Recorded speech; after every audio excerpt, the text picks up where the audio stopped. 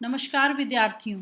आज हम भूगोल का पाठ एक संसाधन एवं विकास में भारत की विभिन्न प्रकार की मृदा के बारे में पढ़ेंगे, जैसे जलोढ़ मृदा, काली मृदा, लाल व पीली मृदा, लेटराइट मृदा, मरुस्थलीय मृदा तथा पर्वतीय व वन्य मृदा। अब हम इनके बारे में विस्तार से पढ़ेंगे। जलोढ़ मृदा, यह मृदा भारत में सबसे ज़्यादा पाई जाती है और सबसे ज़्यादा उपजाऊ भी है। यह पूर्वी तट के नदी डेल्टा, उत्तरी मैदान तथा छत्तीसगढ़ बेसन में पाई जाती हैं।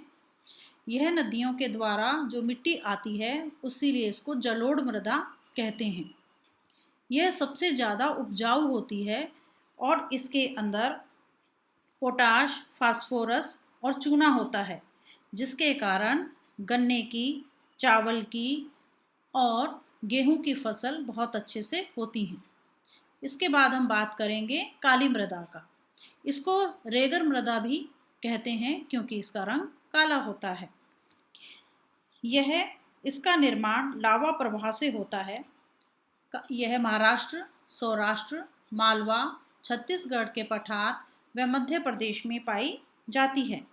काली मृदा बहुत महीन कणों अर्थात मृत्तिका से बनती है, इसलिए इसमें नमी धारण करने की क्षमता बहुत अधिक होती है। इन मृदाओं में कैल्शियम, कार्बोनेट, मैग्नीशियम, पोटाश और चूने जैसे पौष्टिक तत्व बहुत ज़्यादा होते हैं और इसीलिए इसमें कपास और मूंगफली की खेती अच्छी तरह से होती है। अब हम बात करेंगे लाल व पीली मृदा। ये मृदाएं आग्नेय तथा कायांतरित शैलों से बनती हैं। इनका रंग लाल या पीली आभा लिए हुआ आता है। ये मृदाएं बहुत उपजाऊ होती हैं और ये कहाँ होती हैं भारत में? उड़ीसा, तमिलनाडु, कर्नाटक, आंध्र प्रदेश व झारखंड में पाई जाती हैं। उपजाऊ होने के कारण इसमें मोटे अनाज की ही पैदावार की जाती है। अब हम पढ़ेंगे लेटराइट मिट्टी के बारे में। यह उच्च तापमान और जहाँ पे बहुत ज़्यादा बारिश होती है, भारत के उन राज्यों में ही मिलती है, जैसे कर्नाटक, केरल, तमिलनाडु, उड़ीसा, असम में पाई जाती है। इस मिट्टी में ज़्यादा उपजाऊ ना होने के कारण अच्छी सी टेक्नोलॉजी यूज़ करके काजू, चाय, कॉफ़ी की फसल की जाती है। कारण वही जो बताया, उर्वरा शक्ति कम होती है। मरुस्थलीय मिट्टी, इसका रंग लाल व भूरा होता है और ये रेतीली व लवणीय होती है और कुछ क्षेत्रों में नमक की मात्रा इतनी अधिक होती है कि झीलों से जल वाष्पीकृत करके खाने का नमक तक बनाया जाता है, इसलिए यह कम उपजाऊ होती है और यह भारत में राजस्थान, पंजाब, हरियाणा में पाई जाती है। अब हम बात करेंगे पर्वतीय व वन्य मृदा। ये पर्वतीय क्षेत्रों में होती है और यहाँ पर बहुत अधिक वन होते हैं। वनस्पति और जैविक अंश के एकत्रित होने से ही यह बन पाती है। यह जम्मू कश्मीर, हिमाचल प्रदेश, अरुणाचल में पाई जाती है और इस मिट्टी में ह्यूमस कम होता है। अब हम मानचित्र में देखते हैं, जम्मू कश्मीर में पर्वतीय मृदा है और ये अरुणाचल प्रदेश में भी है। फिर इसके बाद हल्के से हरे रंग में जलोढ़ मृदा है और ये सारी जलोढ़ मृदा बहुत ज़्यादा उपजाऊ है।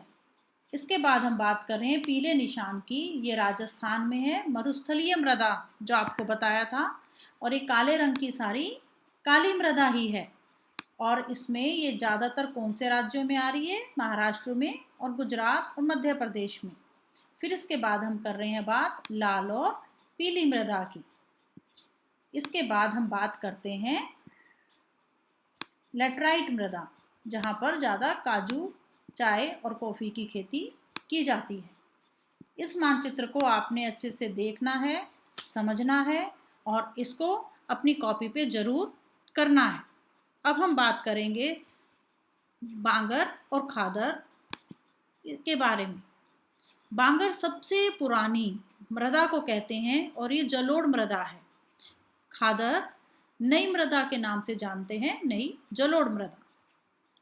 यह बहुत ज़्यादा उपजाऊ नहीं होती बांगर, परंतु खादर बहुत उपजाऊ होती है। इसमें बांगर में कंकड़ पत्थर बहुत ज़्यादा होते हैं, लेकिन खादर इसके विपरीत पत्थर के कण या कंकड़ नहीं होते। बांगर में ये सारी चीज़ें क्यों हैं? क्योंकि यहाँ पर बाढ़ का पानी नहीं पहुँच पाता, भूमि थोड़ी सी ऊंची होती है, इसलिए उपजाऊ नहीं होती। लेकिन खादर में जब भी बाढ़ आती है उसका पानी पहुँचता है और इसलिए वह बहुत ज़्यादा उपजाऊ हो जाती है। अब कल हम पृथ्वी सम्मेलन 1992 के बारे में पढ़ेंगे।